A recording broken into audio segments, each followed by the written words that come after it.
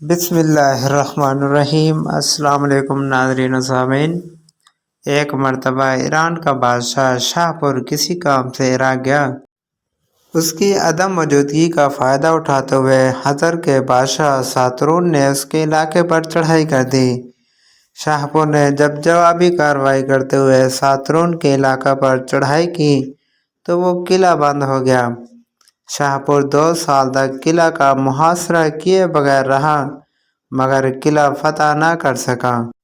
ایک روز ساترون کی بیٹی نذیرہ قلعہ پر گشت کر رہی تھی۔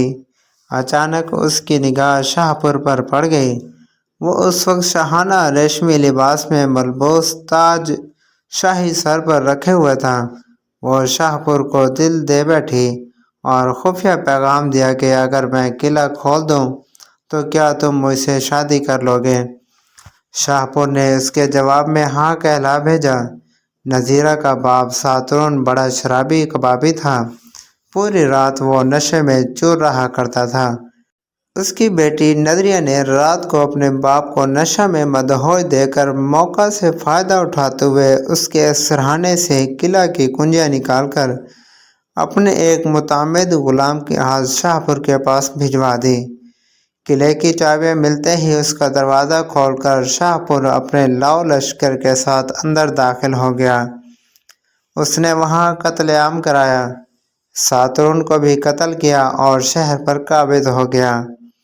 مورخین نے یہ بھی لکھا ہے کہ اس قلعے میں ایک جادو تھا، جب تک اس کو توڑا نہ جائے قلعے کا فتح ہونا ممکن نہ تھا۔ ساترون کی بے وفا لڑکی نے شاہ پور کو اس کے جادو کے توڑنے کا شاہ پور ایرانی بادشاہ کا نام ہے، جس نے اسی نام سے ایک شہر بھی آباد کیا تھا۔ شاہ پور سے شیراز تک 25 فرسخ کا فاصلہ بتایا جاتا ہے۔ ان دنوں شاہ پور کے کھنڈر تخت جمشید کہلاتے ہیں۔ حضر ایک شہر کا نام ہے جو کہ بغداد اور موصل کے درمیان واقع تقریت نامی معروف بستی کے نزدیک تھا۔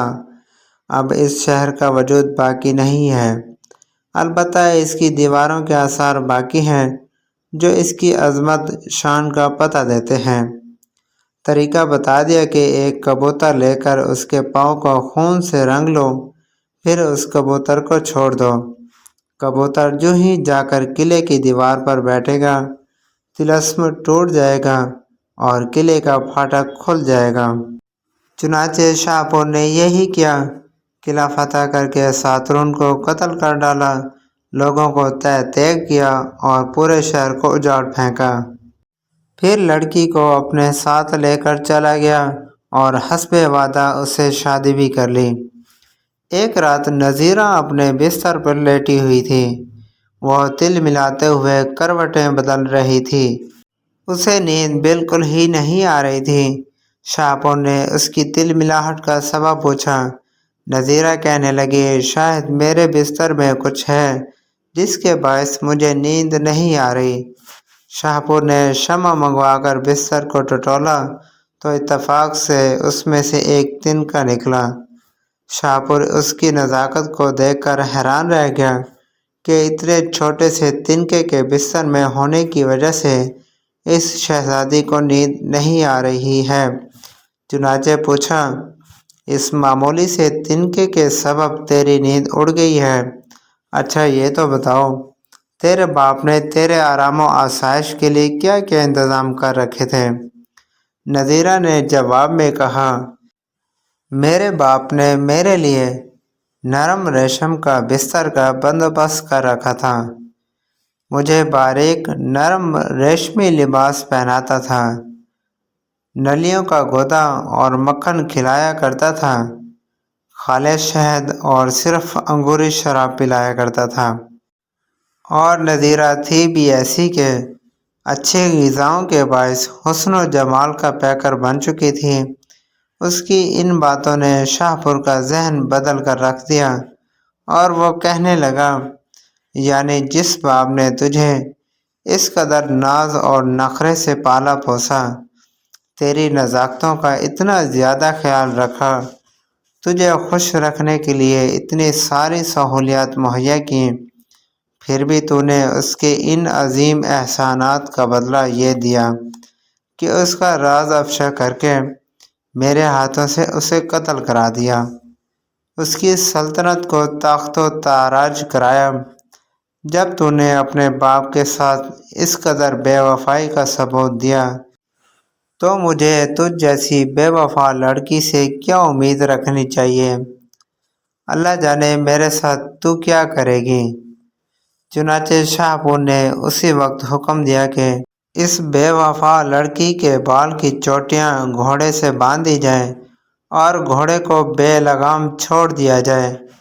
حکم کی تعمیل ہوئی، گھوڑے سے اس کی چوٹیاں باندھ دی گئیں۔ گھوڑا بھدکا اور زور سے اچھلتے کودتے ہوئے بھاگنے لگا۔ اس کی ٹاپوں سے پچھاڑیں کھاتے ہوئے نذیرہ کا جسم چور چور ہو گیا۔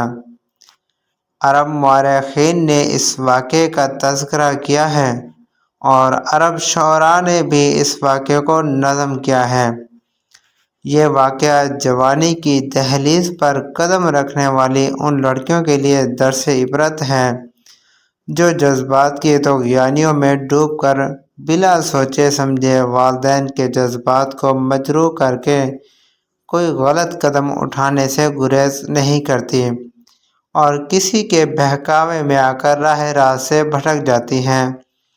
نتیجتاً ان کا مستقبل تاریک ہو جاتا ہے اور پھر وہ نہ تو سسرال والوں کی نگاہ میں اچھی سمجھی جاتی ہیں اور نہ میکے والے انہیں قبول کرنے کو تیار ہوتے ہیں۔ ابھی کچھ ہی سال قبل ایک معروف روزنامے میں یہ خبر شائع ہوئی تھی۔